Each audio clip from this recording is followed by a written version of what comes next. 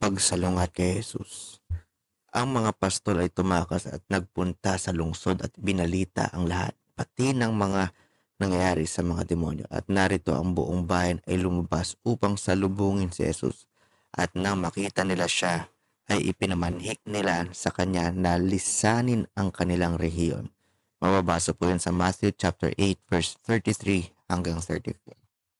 Lord, salamat po Panginoon sa devotion at binigyan niyo po kami ulit, lalo na ako ng oras ulit na makapaghatid po ng inyong mensahe. At naway po Panginoon, itong mensahe po na ito ay talaga maging paraan sa mga taong hindi po alam kung ano yung kaligtasan, na mas makalam nila at sila po ay maligtas mula sa kanilang kasalanan at sila ay magkaroon ng buhay na walang hanggan sa pamamagitan po ng pagtanggap sa inyo bilang kanilang Panginoon. And Lord, naway ito'y maging paraan din po na mas makilala po namin kayo at mas lumalim po yung pananampalataya ng mga nananampalataya na po sa inyo. Marami po salamat Panginoon muli at ginamit niyo po ako para basahin po itong devotion na ito. And we pray all this Lord in Jesus' name. Amen. Nakagugulat na malaman na ang ilang tao ay hindi gumagalang kay Jesus gaya ng ginagawa ng mga demonyo. Ngunit iyon mismo ang nangyayari sa lungsod na ito, marahil sinaunang Gerasa. Walang gustong gawin ang mga tao sa Panginoon, ngunit talagang makaawa sa Kanya na umalis sa kanilang lugar.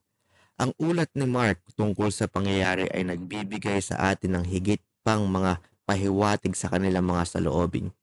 Lumapit ang mga tao upang makita kung ano ang nangyari. Lumapit sila kay Jesus at nakita nila ang lalaking inaalihan ng demonyo na nakaupo, nakadamit at nasa tamang pag-iisip, at sila ay natakot. Mababasa po yun sa Mark chapter 5 verse 14 hanggang 15. Kahit anong puot na mayroon sila, natakot lang sila.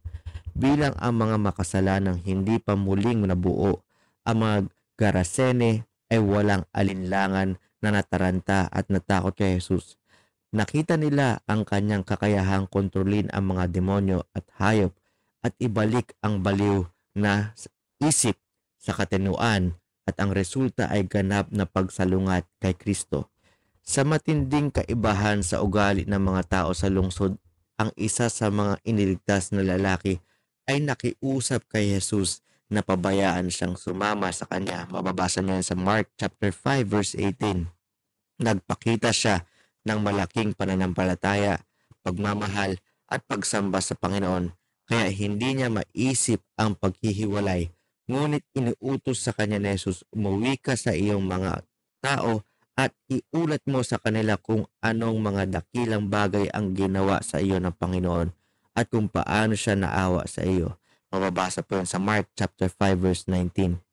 Ang lalaki ay dapat maging isang ebanghelista sa kanyang sariling mga tao at nagpapatotoo na sa kabila ng kanilang kasalukuyang pagsalansang kay Jesus, ang anak ng Diyos ay hindi nais na sila ay mapahamak sa espiritual.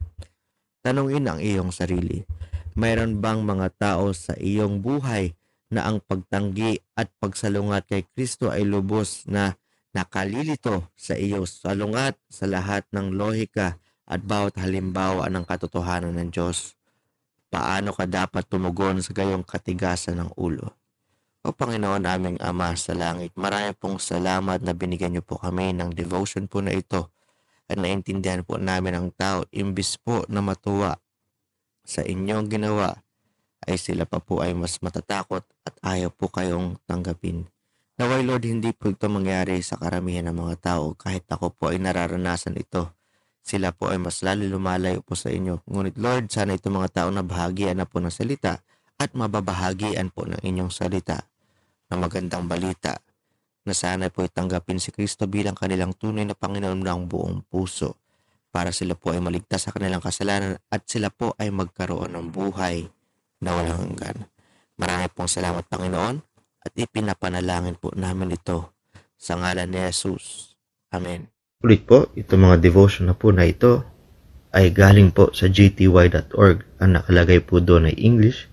Itinatranslate lang po natin sa Tagalog. Itong devotion na ginagamit natin ay galing po doon sa Life of Christ.